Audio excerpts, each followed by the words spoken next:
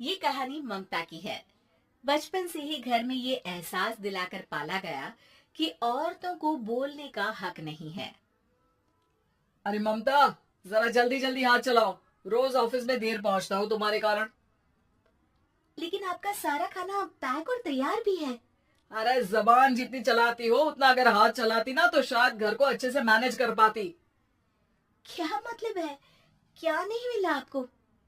मुझे मुझे कौन देगा? ममता भागकर पति को मोजे देती है। वो हर किसी का ख्याल रखती, लेकिन उसके घर में रोज का रोना लगा रहता। अरे माँ, आज स्कूल में टीचर ने मुझे फीस के लिए डांटा। माँ, मुझे अच्छा नहीं लगता कि स्कूल में फीस के पैसों के लिए मुझे कोई भी बात सुनाए। अरे पर बेटा, ये तो पापा करते हैं ना, सारा ऑनलाइन। मुझे तो इसकी जानकारी भी नहीं है। हाँ हाँ, बना लो बच्चों के सामने मुझे बुरा। अरे करता तो मैं ही हूँ, माना, लेकिन मुझे कोई सपना थोड़ी ना आएगा कि बच्चों की फीस जमा करनी है। अरे बताओगी तो तुम ही ना। ममता की अब ये आदत में शुमार हो चुका था। वो हमेशा हर बात के लिए खुद को ही दोषी मानती। एक दिन वो पड़ोस की दोस्त से कहती है, समझ नहीं आता यार, मैं इतनी डम कैसे हो सकती हूँ। बात तो सही भी है ना। अब पति बेचारा नौकरी करे, पैसे कमाए, या फिर ये देखे कि बच्चों की फीस का वक्त है। क्या करूँ यार। पता नहीं, मेरे पति तो सारा काम खुद ही करते हैं। वो तो कहते हैं कि तुम थक जाती होगी, सारा दिन घर बाहर बच्चे। तो अच्छा, ऐसे भी पति होते हैं क्या? अरे क्या बात कर रही है? भाई साहब कभी तुझे किसी बात के लिए सुनाते नहीं?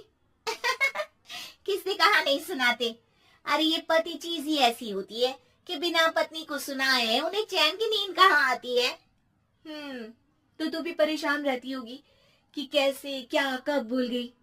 अरे वो तो मुझे बस इस बात के लिए ताना देते हैं कि मैं वक्त पर खाना क्यों नहीं खाती या पार्लर जाकर अपनी साज सज्जा क्यों नहीं करवाती। पड़ोसन बोल ही रही होती है कि ममता के बेटे की आवाज आती है। अरे माँ, क्या हो गया? लग नहीं रहा कि आज आप मुझे पानी भी देगी। अरे कब से खाने के लिए वेट कर रहा हूँ। अरे यार, मैं चलती हूँ। बेटा खाने के लिए वेट कर रहा है, मैंने उसे खाना भी नहीं दिया। अरे 12वीं में पहुंच चुका है तुम्हारा बेटा, उसे बोलो खुद पानी लिया करे। मैंने तो अपने बच्चों को काम करना सिखाया है। अरे यार, खुद की भी तो कोई लाइफ है।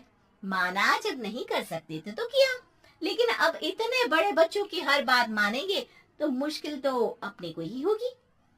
ममता को पड़ोसन की बात में दम तो लगता है, लेकिन करे क्या, आदत भी तो खुद ही ने डाली थी। ममता घर जाती है कि तभी बेटी आ जाती है। माँ, परसों मुझे एक शादी में जाना है। तेरी वो जो लाल वाली साड़ी है ना, उसे दे देना। मैं आज जाकर टेलर को दे दूंगी, वो उस साड़ी से सूट बना देगा। अरे नहीं नहीं तारा, वो मेरी माँ ने मुझे दी थी और उस साड़ी से मेरी काफी भावनाएं जुड़ी हैं। तुमको ना मैं दूसरी साड़ी दे दूंगी। ओके, कोई बात नहीं, लेकिन आज दे देना पक्का। तारा माँ की साड़ी से सूट बनवाकर पार्टी में जाती है, लेकिन जब वो पार्टी से लौटती है, क्या है, मैं तो समझ ही नहीं पा रही हूँ। अरे जब वो साड़ी मांगी थी तो ये छल्ली सी साड़ी क्यों दे दी? मैं ही पागल थी जो इस साड़ी का सूट बनवा लिया मैंने। माँ, जानती भी हो कि कॉलेज में मेरी कितनी हंसी उड़ी। तभी वहां ममता का पति सुनील आ जाता है। अरे गवार औरत, जब बेटी साड़ी मांग रही थी तो दे देती ना। अरे पापा, इनके तो इमोशंस जुड़े थे उस साड़ी से।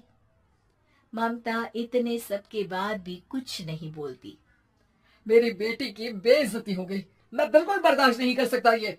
मैं नहीं चाहता कि मेरी बेटी से कोई भी ज्यादा सुंदर लगे पूरे कॉलेज में। जी, वो पढ़ने में तारा बिल्कुल अच्छी नहीं है, उसकी पढ़ाई पर आप ध्यान दीजिए ना। अच्छा, अब तुम मुझे बताओगी कि मुझे किस पर ध्यान देना और किस पर नहीं। रमेश जैसा ही ये वाक्य पूरा करता है, ममता की बेटी और पति उस पर जोर जोर से हंसते हैं। अरे ठीक है ना, पता ही नहीं चला कि कैसे वक्त इतना बीत गया। अरे कैसे पता चलेगा माँ, हम लोगों के पीछे जो तू बैताल की तरह चिपकी रहती थी, तुझे कैसे वक्त का पता चलता? ममता को पहले सास ससुर, फिर पति और बच्चों की तरफ से इस तरीके की बातें सुनकर उसका मन बहुत दुखी रहता था। एक दिन, सुनो ना, बहुत दिनों से कमर के नीचे बहुत दर्द रहता है। कल मैंने देखा तो एक फोड़ा था। अरे ममता, एक बार अपने पति से बात करो, वो तुम्हारा फोड़ा डॉक्टर को दिखा देंगे। अरे नहीं नहीं, वो तो गुस्सा हो जाएंगे। अरे क्यों गुस्सा हो जाएंगे? तुमको दर्द है? हाँ, लेकिन वो यही बोलेंगे कि ऑफिस जाऊं या फिर तुम्हें लेकर डॉक्टर के पास। तो बेटे से ही बात कर ले। अरे वो तो मैं कर लूं, लेकिन फोड़ा है ऐसी जगह कि उसे बताते मुझे शर्म आएगी। लेकिन कुछ ना कुछ तो करना जरूरी है ना। ऐसे कब तक फोड़े के दर्द से तड़पती रहेगी? अब तो सोच रही हूँ कि इनसे बात कर ही लूं, वरना दर्द के मारे कहीं मर ना जाऊं। लेकिन शाम को, ममता, क्या किया तुमने आज? खाने के डिब्बे में कैसा खाना दिया था? दाल खराब हो गई थी। कब की थी? दाल तो मैंने सुबह ही बनाई थी, खराब कैसे हो गई? अच्छा सुनिए ना, मुझे कहना है कि अरे गरम दाल बंद करोगी तो ऐसा ही होगा ना। बेइज्जती हो गई सबके सामने मेरी। ऑफिस वालों ने ऐसा मजाक उड़ाया कि क्या बोलूं। कल से ठीक से खाना देना है तो देना, वरना खाना देना बंद कर देना। बाहर खा लूंगा मैं। ममता, जो पति से अपनी परेशानी बताने वाली थी, वो अब ये सोचने लगती है कि कल से पति को खाने में क्या दे। अगले दिन ममता थकी थकी सी हालत में, आप लोगों के लिए नाश्ता बना दिया है, खाना बनाने की हिम्मत नहीं है आज तो। रात भर सोकर थक गई है ना, इसीलिए तो खाना नहीं बना सकती। हिम्मत नहीं हो रही है, मैं बस सोने जा रही हूँ। बस मैडम को सोने का बोल दो, फिर देखो कैसे सोती रहती है। माँ, फिर वही पराठा सब्जी। अरे हमारे साथ के दोस्त एक से बढ़कर एक नाश्ता खाना लेकर आते हैं, आप तो बस। सभी घर से निकल जाते हैं, लेकिन जब शाम को बेटा घर आता है तो घर में अंधेरा रहता है। बेटा लाइट जलाता है। क्या माँ, तुम्हारा भी जवाब नहीं है बिजली का बिल बचाने के लिए? वो बोल ही रहा होता है कि सामने माँ जमीन पर लेटी मिलती है। वो उसके पास जाता है। अरे माँ, क्या हो गया माँ? तभी वहां पड़ोसन आती है। अरे बेटा, तुम्हारी माँ के पैर के पास एक फोड़ा है, जिसके कारण ये लगातार कमजोर होती जा रही थी। मैंने उसे पहले ही कहा था कि घर में बता दो, लेकिन तुम्हारी माँ किसी को तंग करना नहीं चाहती थी। तभी वहां डॉक्टर आ जाता है। अरे इनके ऑर्गन में दिक्कत है, कोई बात है जो इनके मन में खटक रही है।